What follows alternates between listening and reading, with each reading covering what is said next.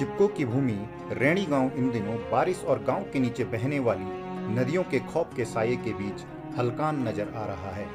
यहाँ रहने वाले लोगों की समझ में नहीं आ रहा है कि वो जाएं तो कहाँ जाएं और आखिर करें तो क्या करें। रैणी गांव जिसका अपना एक समृद्ध इतिहास है। चिपको नेत्री गौरा का घर है रैणी गांव, जहां शुरू हुए चिपको आंदोलन ने दुनिया को हरे भरे पेड़ों को बचाने की प्रेरणा दी। आज उसी गांव के लोग अपने घरों को किस प्रकार से कटाव से बचाएं, इस जद्दोजहद में नजर आ रहे हैं। बात सिर्फ बारिश की ही नहीं है।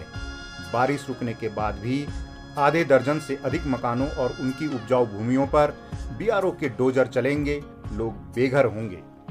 13 जून की मध्यरात्रि को ऋषिगंगा नदी में आई उफान के कारण गांव के नीचे की ओर से गुजरने वाला बॉर्डर हाईवे 40 मीटर तक बह गया, जहां पर अब टेक्निकल कमेटी के अनुसार नई सड़क बनना संभव नहीं है, जिस कारण अपर हिल साइड कटिंग यानी कि गांव के बीचों बीच से लगभग 100 मीटर लंबी नई सड़क बननी तय है।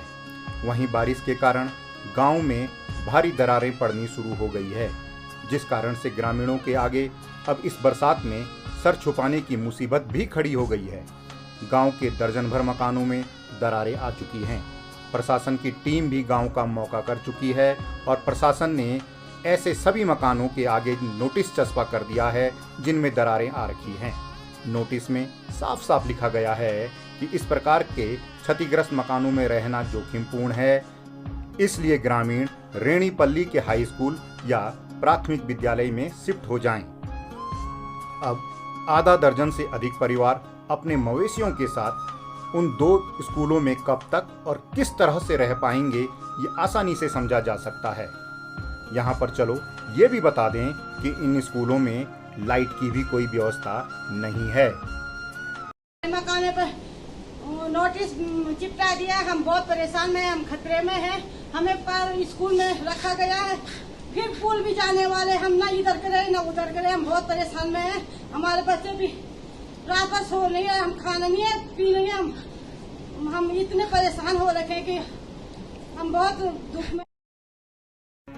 गांव के भवान सिंह कहते हैं कि जिन स्कूलों में शिफ्ट करने की बात प्रशासन द्वारा की गई है, वहां सुरक्षा की दृष्टि से कोई व्यवस्था नहीं की गई है। अधिकांश ग्रामीणों के पास उनके अपने मवेशी भी हैं, जिनके बारे में प्रशासन ने अभी तक कोई निर्णय नहीं लिया है।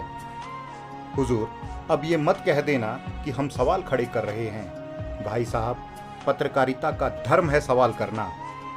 हम न व्यवस्था न हुक्मरान किसी पर आरोप लगा रहे हैं, बस इतना कह रहे हैं कि अगर ये तस्वीरें सामने आ रही हैं तो कुछ तो बात होगी, क्योंकि तस्वीरें कभी झूठ नहीं बोलती हैं।